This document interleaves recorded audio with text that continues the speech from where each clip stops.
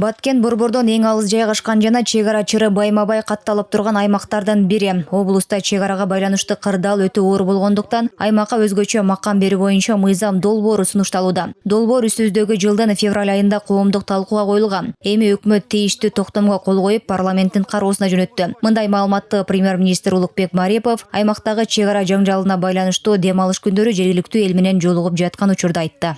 Баткен облусу боюнча өзгөчө статус берүү боюнча биз азыр ушул өкмөттүн токтому менен жаңы мыйзам долбоорду бүгүн жогорку кеңешке кирди. Бир ай баягы сайтта асылып туруш керек экен, бүт коомдук талкуу деп. Ошону февралда баштадык эле талкуу болуп, баары болуп бүтүп, мына кече мен суббота кол койдум, бүгүн жогорку кеңешке кирди. Куду сиз айткан салыктар боюнча мына азыр Сезбишкекте көрө келдик да. Негизи ушул элге жумуш берүү, ушул жерлерде майда кичишканаларды өнүктүрүп, баягы кыз келиндер, эже, ага-инилер баары бир аз болсо да айлык алып, ушул жерде бир жашоо көтөрүлүш керек да. Мына урматтуу президентибиздин дагы негизги максаты ушу карапайым элдин жашоосун көтөрөлүк деп.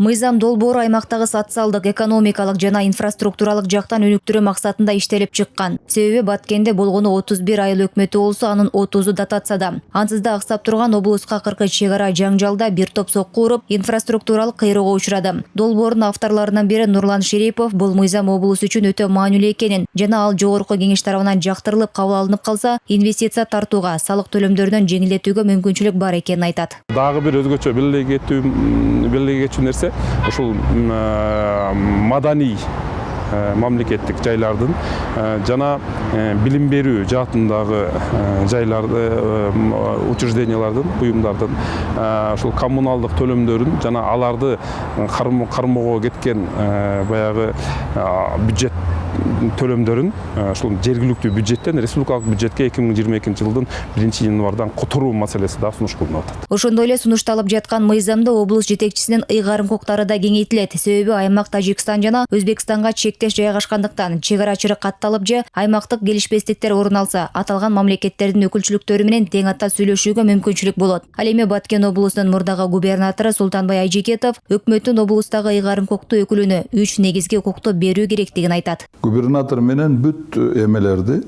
жанагы областной структураны, особенно силовой структураларды, правовой структураларды именно губернатордун согласованиясы менен, согласиясы менен, макулдугу менен назначение болуш керек да.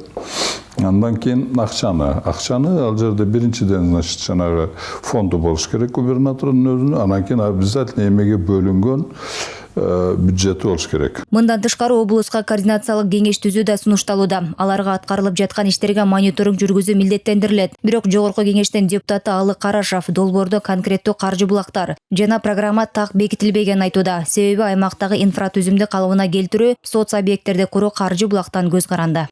Бүгүнкү күндө менимче кайрадан бир бүгүнкү күндүн талабына ылайык, бүгүнкү күндө кырдаалга байланыштуу Баткен областын өзгөчө статус берип, мейли макам берип, бирок кандай өнүгөт, ошого бир дыкат бир иштеп туруп, атайын бир программа иштеп чыгыш керек деп айтат элем да. Мына ошол программада биринчи кезекте мына ошол чегарада жайланышкан өзгөчө, ошондой эле Баткен областында жашаган жашоочулар үчүн, эл үчүн ыңгайлуу бир жашоого шарт түзүүгө багытталган программа иштеп чыгыш керек. Ал эми айрым эксперттер аймактын жетекчисинен вице-премьер-министрдикинде статуска чейин көтөрүүнү сунушташат. Бул бир эле чегара эмес, чектеш өлкөлөр менен чогуу пайдаланылган суу, жайыт жана жол маселесин чечүүгө да мүмкүндүк болот дешет алар.